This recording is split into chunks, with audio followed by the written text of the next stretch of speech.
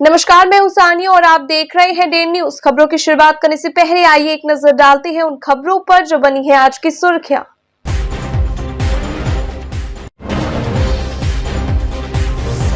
Cosmetic दुकानदार की संदिग्ध मौत, कमरे में फंदे से लटका मिला शव, परिजनों ने जताई हत्या की आशंका, छानबीन में जुटी पुलिस।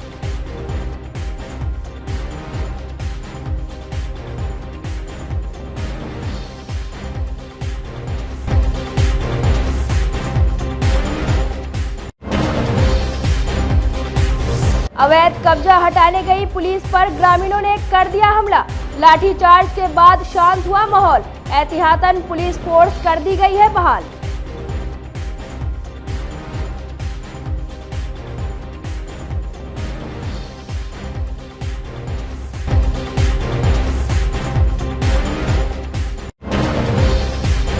और अपराधियों ने दिन दहाड़े एक फाइनेंस कर्मी से लूट लिया कैश और मोबाइल, छानबीन में जुटी पुलिस।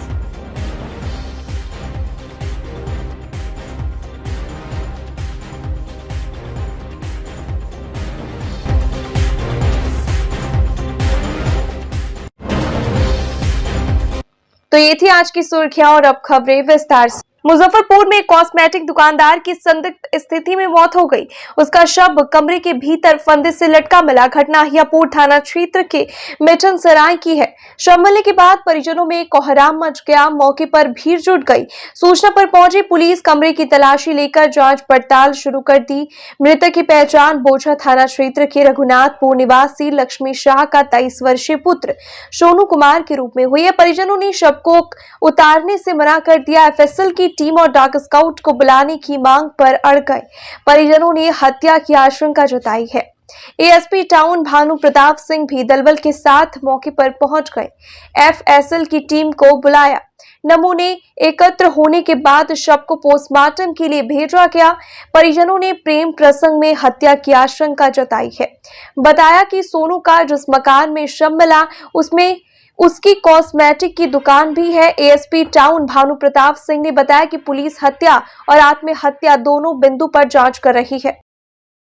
क्या किया है, वो बार बार बुला लेती थी जे आने के लिए जाओ तुमसे हम शादी करेंगे, और शादी करना नहीं चाहती थी।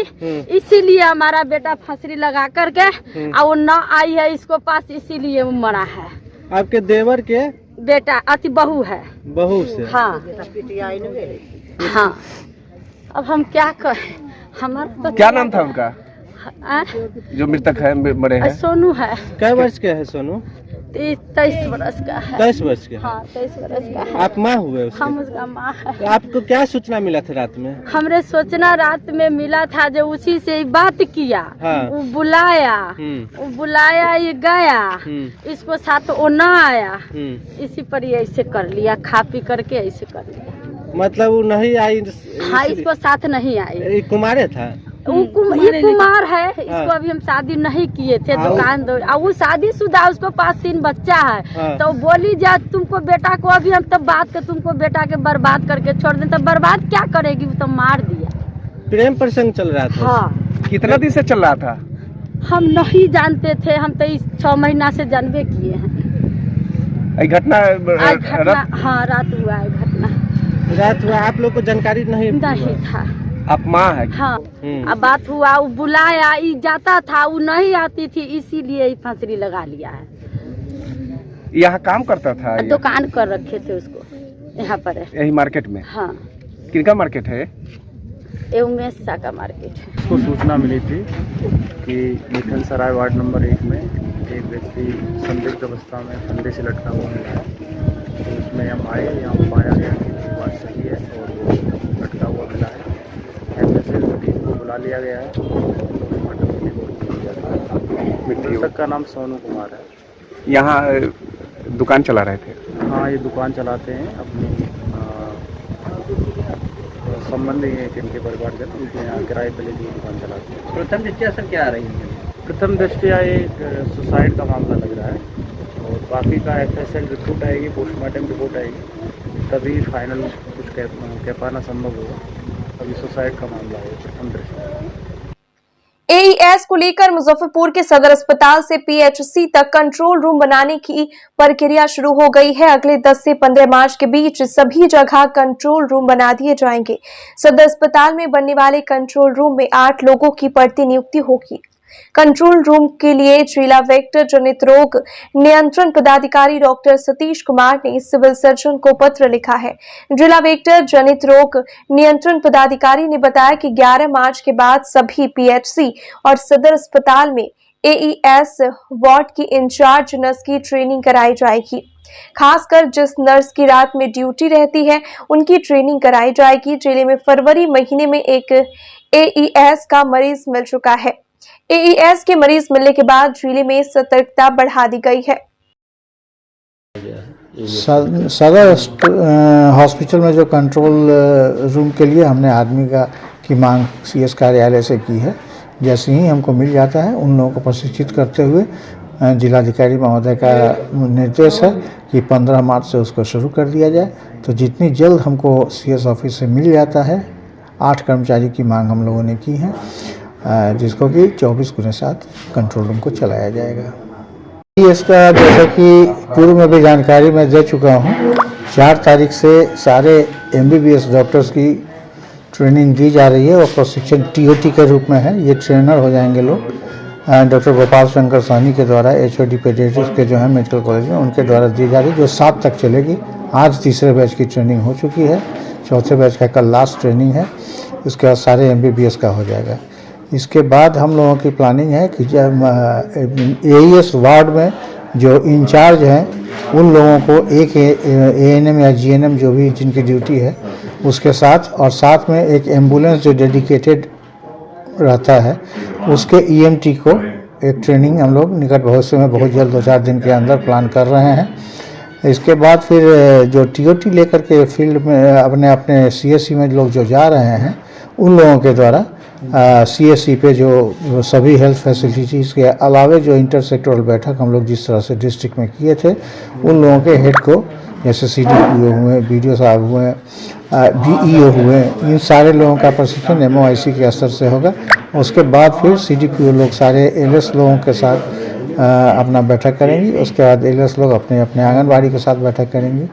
हेल्थ ऑफिशियल्स में भी उसी तरह से एक स्टाफ को आईसी के लिए ये किया जाएगा। हम लोगों ने शुरू किया, जैसा कि डीएम सर ने निर्देश किया था, जिलाधिकारी महोदय ने 9 और 21 तारीख को प्रचार प्रसार जो प्रधानमंत्री मातृत्व योजना है उसके अंतर्गत उस दिन भी लोग प्रचार प्रसार का कार्य देखेंगे।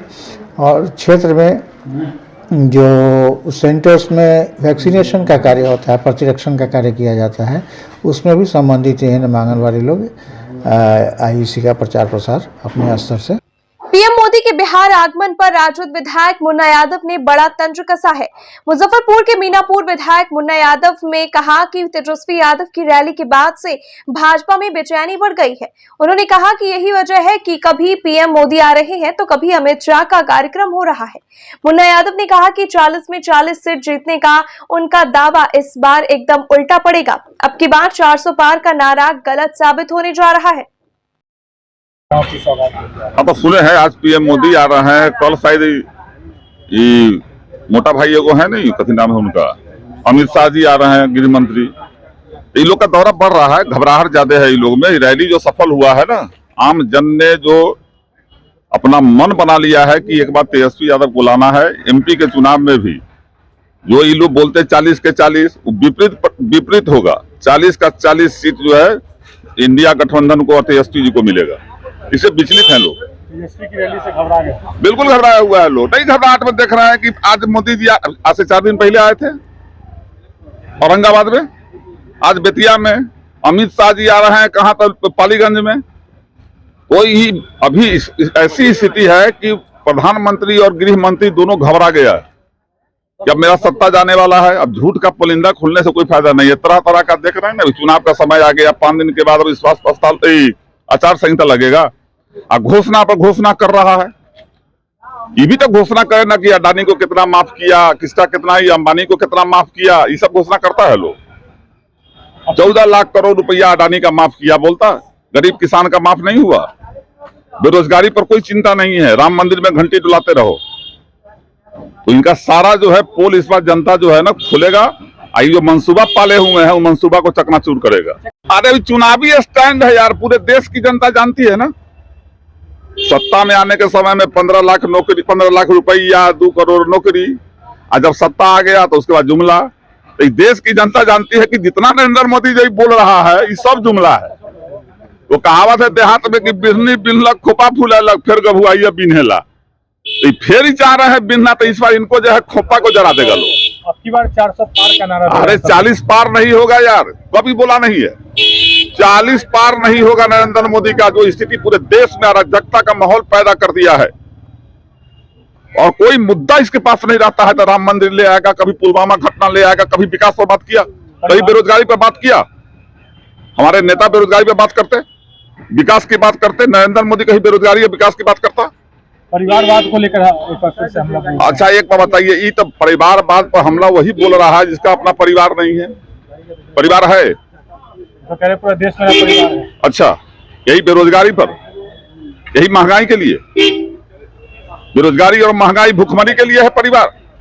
और वही बात बीजेपी में ये लोग कसम खाए ना कि परिवार वाले को वोट टिकट नहीं देगा। क्यों देता है टिकट?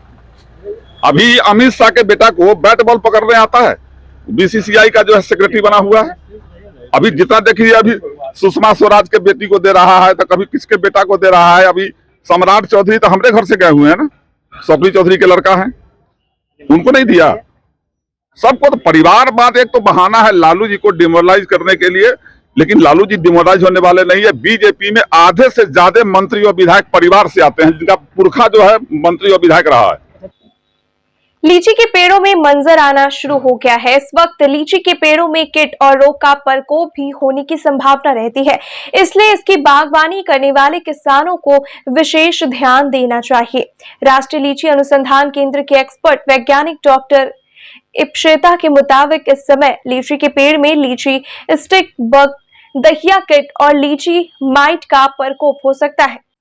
लीची स्टिक बग के नवजात और वयस्क कीट दोनों ही पौधों को नुकसान पहुंचाते हैं। फल और फूल दोनों ही काले होकर गिर जाते हैं। हालांकि कीटनाशक का छिड़काव करने पर यह कीट तुरंत मर जाते हैं, लेकिन एक कीट भी पूरे बाग की संक्रमित करने के लिए पर्याप्त होता है। डॉक्टर इप्शिता से कहा कि किसान अपने पेड़ों में 15 दिनों के अंतराल पर 2 छिड़काव करें। थियाक्लोप्रिड 21.7%, एससी का 0.5 मिली प्रति लीटर और लैम्बडा साइहेलेट्रिन 5%, ईशी का 1 मिली प्रति लीटर पानी के साथ मिलाकर छिड़काव करना चाहिए। डाइमेथाइट 30%, एससी का 1.5 मिली प्रति लीटर और लैम्बडा साइहेलेट्रिन 5%, ईशी का 1 मिली प्रति लीटर पानी के साथ मिलाकर छिड़काव करना चाहिए। लीची में दहिया कीट का भी प्रकोप होता है। इस कीट के प्रबंधन के लिए बागान के मिट्टी की निकाई गुड़ाई करें। पौधे के मुख्य तने के नीचे वाले भाग में प्लास्टिक की पट्टी लपेट दें और उसके ऊपर कोई चिकना पदार्थ जैसे ग्रीस लगा दें। इससे कीट के शीशु पेड़ के ऊपर नहीं चढ़ पाते हैं। इसके अलावा कीट के नुकसान से पेड़ों को बचाने के लिए पेड़ को जमीन से 3-4 फीट ऊपर के भाग को चूना रंग की पुताई कर दें। लीची में मंजर अभी आना शुरू हुआ है, तो ये 1 हफ्ते में पूरा आ जाएगा मंजर आपका जो है। तो अभी क्या होता है, फ्लावर वेबर आता है, तो वेबर का अगर आपको प्रकोप दिखने में मिल रहा है, कैसे पता चलेगा? अगर मतलब जाला जैसा मंजर में दिखे कुछ तो, और उसके अंदर कीड़ा भी रहता है, तो तभी आप मतलब हम स्प्रेइंग के लिए सजेस्ट करते हैं। और एक चीज है, जब मंजर कंप्लीट आ जाएगा उसके बाद में हनी बी का आना होता है, तो तभी मधुमक्खियां आने के बाद कोई स्प्रेइंग हम सजेस्ट नहीं करते हैं, क्योंकि मधुमक्खियां जो है वो लीची के लिए अच्छा होता है, वो पॉलिनेटर होता है, उससे फ्रूट सेट ज्यादा होता है, तो तभी कोई स्प्रेइंग ना करें। और एक चीज है कि उसके बाद में जैसे क्या है कि रेड स्टिंग बग आता है, तो स्टिंग बग का प्रकोप अगर आपको देखने मिलता है, क्या है कि अभी कहीं कहीं जगह पे 1-2 दिखेगा आपको, तो जो 1-2 पेड़ में दिख रहा है ना, उसको आप क्रश करके मतलब मार सकते हैं। नहीं तो उसके लिए हम पूरे ऑर्चर्ड में स्प्रेइंग के लिए अभी सजेस्ट नहीं करते हैं। तो अभी आपको पहले तो जागरूक रहना पड़ेगा कि फ्लावर वेबर आ रहा है कि नहीं, और अगर सफिशिएंट मतलब आ रहा है तो ही कंट्रोल करेंगे। और अगर स्टिंग बग का प्रकोप आपको आगे 15-20 दिन के बाद दिखता है तो आप लैम्ब्डासाइलोथ्रिन के साथ क्लोरोफेनापेर या लैम्ब्डासाइलोथ्रिन के साथ डाइमिथोएट भी स्प्रे कर सकते हैं। तो क्या होता है कि जैसे एक अगर इंसेक्टिसाइड हम लेते हैं तो उससे वो जो कीड़ा है बहुत ही रिस्पॉन्सिव नहीं होता है, इसीलिए हम 2 इंसेक्टिसाइड का मिक्सचर इसके लिए सजेस्ट करते हैं। इस साल भी मुजफ्फरपुर के प्रसिद्ध बाबा गरीबनाथ मंदिर में महाशिवरात्रि के अवसर पर भव्य बारात निकाली जाएगी। इसके लिए भगवान भोलेनाथ के लिए 5 फीट की विशेष मौरी को तैयार किया जा रहा है। इसे तैयार करने में लगभग 10 दिन का समय लगा है। मौरी बनाने वाले रंजन कुमार ने बताया कि उनके परदाता फग्गूलाल शाह के द्वारा बाबा गरीबनाथ के विवाह के लिए मौरी बनाया जा रहा है। पीढ़ी दर पीढ़ी यह परंपरा आगे बढ़ती रही है। असल में यह एक खास तरह का मुकुट या सेहरा होता है जिसे यहाँ की बोली में मौरी कहा जाता है। रंजन ने बताया कि गनौर शाह के बाद फगुन शाह, फिर राम नारायण शाह और उसके बाद उनके पिता राजकुमार शाह और अब वे भाई चंदन, कुंदन और रंजन के साथ मिलकर मौरी तैयार कर रहे हैं। हर बार महाशिवरात्रि के लिए बाबा की 2 मौरी तैयार की जाती है, जिसमें एक बाबा की बारात के लिए और दूसरा विवाहोत्सव के लिए बनाया जाता है।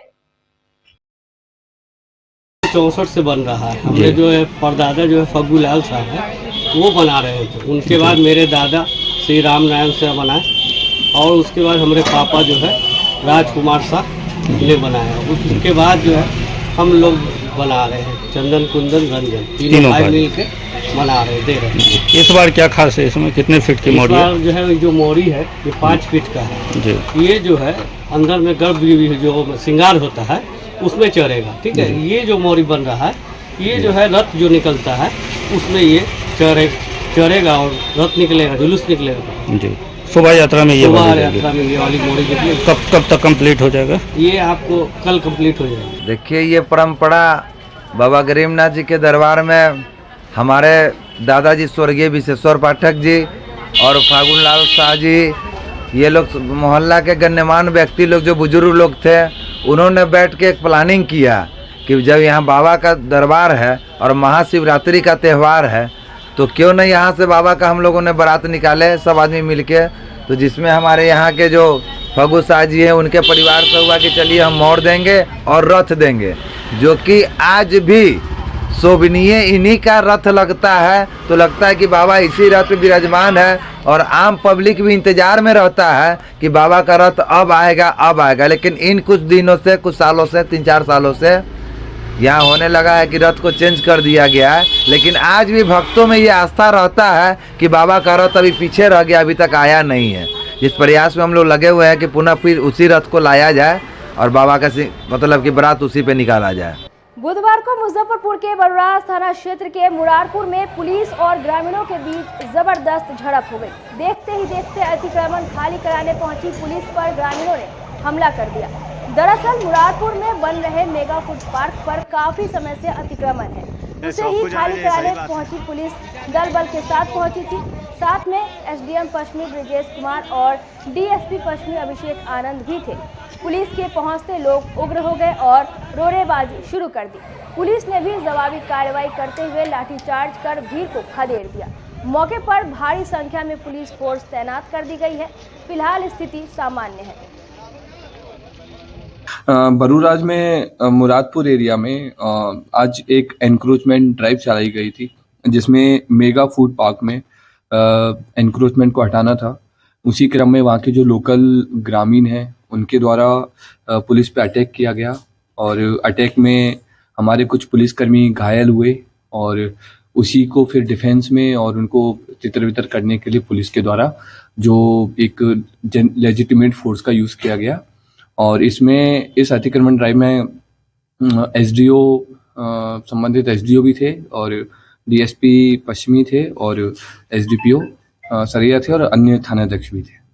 सर, हवाई फायरिंग की बात भी कही जा रही है, पुलिस के द्वारा की गई है, ऐसा आरोप लगाया जा रहा है। नहीं, फायरिंग नहीं किया गया है, बट डिफेंस में हम लोगों ने जो सामान्य बल जो यूज किया गया है वो हम लोगों ने किया। फिलहाल कैसी स्थिति है? अभी एकदम सामान्य है और वहाँ पे जो अतिक्रमण है मेगा फूड पार्क से, उसको हम लोगों ने क्लियर करवा दिया है, अतिक्रमण मुक्त करवा दिया गया है। डिटेन भी किसी को किया गया? 2 लोगों को डिटेन किया गया है और उसमें वीडियोग्राफी वगैरह भी करवाई गई है और जो भी विधि सम्मत कार्रवाई होगी वो अभी हम लोग आगे करेंगे। मुजफ्फरपुर के मोतीपुर कोदरकट्टा टेढ़ी गांव के पास बुधवार को हथियार बंद अपराधियों ने यूनिटी स्मॉल फाइनेंस बैंक के कर्मी से नकदी और मोबाइल लूट लिया। पीड़ित फाइनेंस कर्मी लाल बाबू कुमार ने बताया कि वे लोन देने के लिए कोदरकट्टा गांव में महिलाओं का ग्रुप बनाने के बाद लौट रहे थे। इसी बीच रास्ते में पीछे से अपाची बाइक सवार 3 अपराधियों ने ओवरटेक कर रोक लिया और पिस्टल भिड़ाकर नकद 17,000 रुपये, एक मोबाइल फोन और बाइक की चाबी लूट लिया।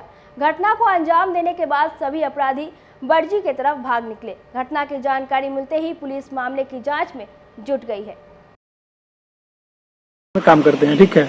उसके बाद में हम लोग सुबह निकले हैं कलेक्शन के लिए निकले हैं, तो उधर से हम लोग आ रहे थे। पैसा था मेरे पास 17,000 रुपया और 3 आदमी था बाइक पे, अपाची वाइट कलर था और मतलब मेरे पीछे से आया, मतलब एक बार गाड़ी लगा दिया है। गाड़ी लगाने के बाद क्या हुआ कि तीनों के पास बंदूक था और तीनों मतलब मेरे छाती पे भिड़ा दिया है। भिड़ाने के बाद टोटल मेरे पास 17,000 रुपया था और पैकेट में मोबाइल था और पर्स था। पर्स में कुछ नहीं था, पर्स फेंक दिया है। गाड़ी का चाबी और मोबाइल और पैसा लेकर चला गया है। क्या नाम है? मेरा लाल बाबू कुमार। किस बैंक में काम करते हैं? Unity small finance bank. कहाँ से आ रहे थे आप? हमारा से कलेक्शन करके कुदरकट्टा की तरफ से। ये घटना कहाँ हुआ? ये घटना हुआ कुदरकट्टा, यहाँ पे मोड़ है ना, क्या चीज मतलब टेढ़ी। हाँ, कुदरकट्टा टेढ़ी के पास। अच्छा। जी। तो आप ये 17,000 रुपया था, वो कहाँ किस चीज का था? मतलब मेरा पर्सनल था, वो कलेक्शन का नहीं था। अच्छा। मेरा पर्सनल था वो। अपराधी लोग मुंह खुला रखे थे कि बांधे हुए थे? मतलब वो बांधे हुए थे और ये खुला हुआ था। आगे जो बैठा हुआ था खुला था, पीछे 2 आदमी बना हुआ था। किस गाड़ी पे सवार थे ये लोग? अपाची वाइट कलर था। कितना उम्र रहा होगा तीनों का? बस समथिंग वही करीबन 25 के करीब तीनों का। किधर गया? वो हाईवे की तरफ निकला है। हाईवे मतलब पूर्व या पश्चिम? दक्षिण की तरफ हाईवे है ना। राष्ट्रीय कार्यक्रम नारी नवनीता के अंतर्गत महिलाओं को प्रदत्त कानूनी संरक्षण एवं उनके अधिकार से अवगत कराने के लिए मारवाड़ी युवा मंच मुजफ्फरपुर संस्कृति शाखा की ओर से बुधवार को सरैयागंज टावर पर स्थित व्यायामशाला में एक जागरूकता कार्यक्रम का आयोजन किया गया, जिसमें एडवोकेट सिमरन तुलसियान ने उपस्थित महिलाओं को उनके अधिकार और कानून की जानकारी दी। मौके पर उपस्थित नारी चेतना की अधिकारी नीतू तुलसियान ने बताया कि महिला दिवस के पूर्व संध्या पर महिलाओं को सशक्त बनाने के लिए उनके अधिकार एवं महिलाओं को प्रदत्त कानूनी संरक्षण के बारे में जानकारी देकर उनके बीच जागरूकता फैलाई गई है, जिससे हर महिला सशक्त बने और वह अपने अधिकार की पहचान कर सके। डे के तौर पे हम लोग ने एक प्रोग्राम लॉन्च किया है। उसके थ्रू हम लोग लीगल अवेयरनेस कैंप और वुमेन्स के लीगल राइट्स के बारे में सब कोई को जानकारी दे रहे हैं।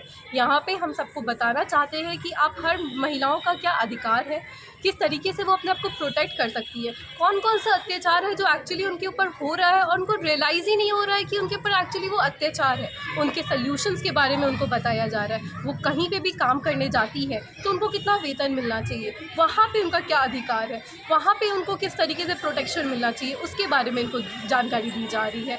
लोगों को और हर महिलाओं को उनके एजुकेशंस के बारे में, उनके लीगल राइट्स के बारे में, उनके डोमेस्टिक राइट्स के बारे में अवगत कराया जा रहा है, जो कि बहुत ज़्यादा ज़रूरी है। वी आर वेरी थैंकफुल कि इस कमेटी ने हम लोग को, इस कमेटी के थ्रू ये प्रोग्राम ऑर्गेनाइज करवाया गया है और हर महिलाओं को उनके राइट्स के बारे में अवेयर करवाने की कोशिश की जा रही है। संस्कृति शाखा से नारी चेतना के अधिकारी नीतू तुलसियान महिला दिवस के शुभ अवसर पर नारी नवीनता कार्यक्रम कर रही हूँ। हमारे इस संस्कृति में महिला दिवस को लेके जो प्रोग्राम ऑर्गेनाइज किया गया है, आज हम लोगों के लिए, हम लोगों के हक के लिए कानूनी क्या अधिकार है उसके बारे में बताने के लिए हमारे बीच सिमरन तुलसियान जो एडवोकेट है आई हैं और ज्ञानदीप में जो पढ़ रहे बच्चे हैं, निःशुल्क शिक्षा जो प्राप्त कर रहे हैं 100 लड़कियां, उनके मदर को इस प्रोग्राम में बुलाया गया है ताकि उनको भी पता चले कि क्या उनके लिए सही है और क्या गलत है। तो मैं चाहूँगी कि सिमरन तुलसियान कुछ बताएं इसके बारे में। यदि आप भी कुछ अच्छा स्वादिष्ट व्यंजन खाना चाहते हैं तो गन्नीपुर के चौपाटी फूड कार्ट जरूर जाए। मुजफ्फरपुर के गन्नीपुर लॉ कॉलेज के पास बुधवार को भव्य तरीके से चौपाटी फूड कार्ट का शुभारंभ हुआ। समाज सेवी संजीव कुमार शर्मा एवं लॉ कॉलेज के प्राचार्य KN तिवारी ने फीता काटकर फूड कार्ट का उद्घाटन किया। मौके पर चौपाटी फूड कार्ट के प्रोप्राइटर मानस कुमार के साथ उज्जवल, राजू, नूतन, अशोक, पूजा प्रबंधन सहित कई अन्य गणमान्य लोग मौजूद रहे। मानस कुमार ने कहा कि बेहतर फास्ट फूड के लिए इस इलाके के छात्र और नौजवानों को शहर से दूर जाना होता था। उन्होंने बताया कि यहाँ किफ़ायती दर पर Chinese food, paratha, paneer chilli, fried rice, noodles, chicken lollipop सहित अन्य स्वादिष्ट व्यंजन उपलब्ध है। संचालक सीमांत और बंटी ने कहा कि इस तरह के डिशेज के लिए इस क्षेत्र के लोगों को मिठनपुरा जाना होता था, लेकिन अब गन्नीपुर में भी इस तरह के व्यंजन उपलब्ध हो गए हैं। उन्होंने बताया कि 2 किलोमीटर तक होम डिलीवरी भी सुविधा उपलब्ध है। वहीं मुख्य अतिथि समाजसेवी एवं व्यवसायी संजीव कुमार शर्मा ने प्रोप्राइटर को शुभकामनाएं देते हुए कहा कि इस फूड कार्ट के जरिए मानस जी को दूसरों को भी स्वरोजगार के प्रति जागरूक किया है। चौपाटी फूड कार्ट के शुभारंभ के लिए मानस और उनके सभी नौजवान साथियों को बहुत बहुत शुभकामनाएं हैं। बहुत लंबी सामानों की सूची है यहाँ पर और बहुत ही अच्छे रेट्स पर सामान यहाँ उपलब्ध हैं।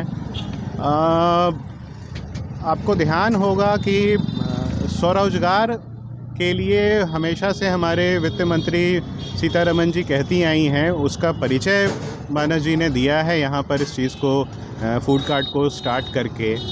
बहुत अच्छे स्ट्रेटेजिक लोकेशन पे इन्होंने ये फूड कार्ट शुरू किया है, जहाँ पे एक घने आबादी है, रिहायशी इलाका है, इंस्टीट्यूशन है और मैंने जिस तरीके से दिख रहा है यहाँ पर, मुझे पूरी उम्मीद है कि बहुत अच्छा करेगा यहाँ पर, इनका फूड कार्ट बहुत अच्छा चलेगा और भगवान का आशीर्वाद बना रहे इनके ऊपर में। ढेरों शुभकामनाएं। क्या कुछ शहरवासियों को संदेश देना चाहिए? इसी तरीके से नौजवान अच्छी क्वालिटी का सामान, खाने पीने का सामान उपलब्ध कराएं।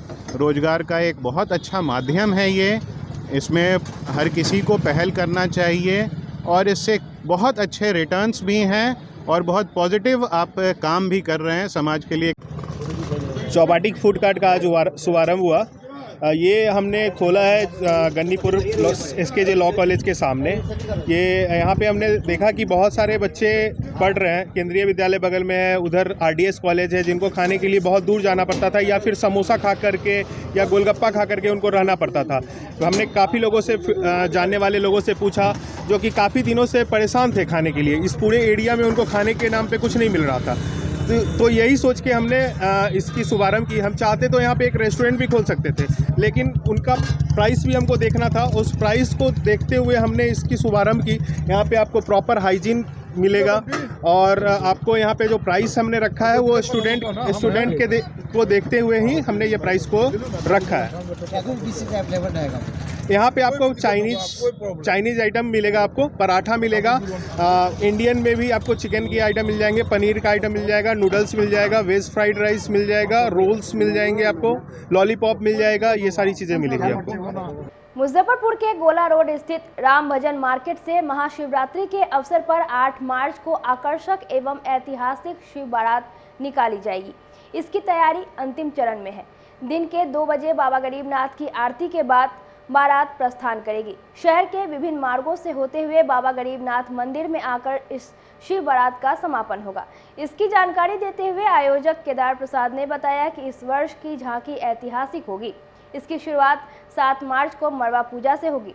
इस अवसर पर भोज का आयोजन भी होगा, जिसमें सभी शहरवासी आमंत्रित हैं। उन्होंने कहा कि इस वर्ष की झांकी लोगों के लिए विशेष आकर्षण का केंद्र रहने वाली है। आपको पहले मैं धन्यवाद दूं। देर आए दुरुस्त आए। आज की रात फिनिश रात होगी, कल की रात मड़वा पूजा होगा, अब परसों की रात समापन हो जाएगा। मगर इस साल हम ये देख रहे हैं कि हमारे इसके मूविंग आर्ट एंड ग्रुप के राजीव कुमार जी पर भोले शंकर की बड़ी कृपा हुई है। हम तो यहाँ 0 से आउट हो जाते हैं। शिवरात्रि क्या होता पता नहीं, कैसे होता पता नहीं, और हम 3 दिन से अब लगे हैं, परंतु राजीव जी आज 10 दिन से लगे हुए हैं और ये सब तैयारी हमारे डायरेक्शन के मुताबिक बेटर हैंड है और उनका पूरा ग्रुप सब लोग किया इन लोगों ने। तो हम समझते हैं कि इस बार का जुलूस हम कंपेरिजन नहीं कर सकते, इसलिए कि बाबा का काम है, पर उनकी कृपा होगी तो लोगों को दर्शाएंगे अपनी छवि, तो लोग को बड़ा आनंद आएगा और कोई साल से कमज़ोर आनंद नहीं आएगा, अति आनंद हर्षित होंगे लोग। बाबा की कृपा होगी तो ये जुलूस देख कर। कितने सालों से निकाला जाए? ये 54 साल हो गया अभी इस साल। पहले से और अभी में कितना अंतर आ गया? पहले कैसे निकालते थे, कितना चैलेंजिंग पहले था और अभी के? हमको तो पता ही नहीं चला, पहले से और अभी तक एज इट इज हम निकालते जा रहे हैं और बाबा निकलवाते जा रहे हैं। न पहले कोई कमी लगी, न आज कोई कमी महसूस कर रहा हूँ, न पहले कोई परेशानी नज़र आई। हमारे ऊपर जितनी परेशानी हुई भौतिक हम पर बाबा का जुलूस निकलता रहा एज इट इज, उसमें कोई हमारी परेशानी बाधक नहीं बन सका। इस पर डीजे भी बैन किया गया। हम डीजे भी तो बंद करेंगे। हमने भी कलेक्टर हमसे पूछे, हमने कहा कि नहीं, लड़के लोग माने अभद्र गाना, अभद्र नाच, अरे भोले शंकर का बारात है तो थोड़ा संयम रखो। ये बाराती में जो नाचते हैं ना, कूदते हैं ना, वो डिजाइन देने लग गए। ये बाबा की बाराती है, इसमें नाचना है तो नटराज की तरह नाचो, मस्त हो जाओ, देख करके लोग तुमको दर्शन करे, चैतन्य महाप्रभु हो जाओ, हनुमान जी हो जाओ। ये नृत्य नहीं करेंगे, लफंगा नृत्य करेंगे। आज की खबरों में बस इतना ही। कल फिर मिलेंगे कुछ नई खबरों के साथ, तब तक के लिए हमें दीजिए इजाजत। नमस्कार।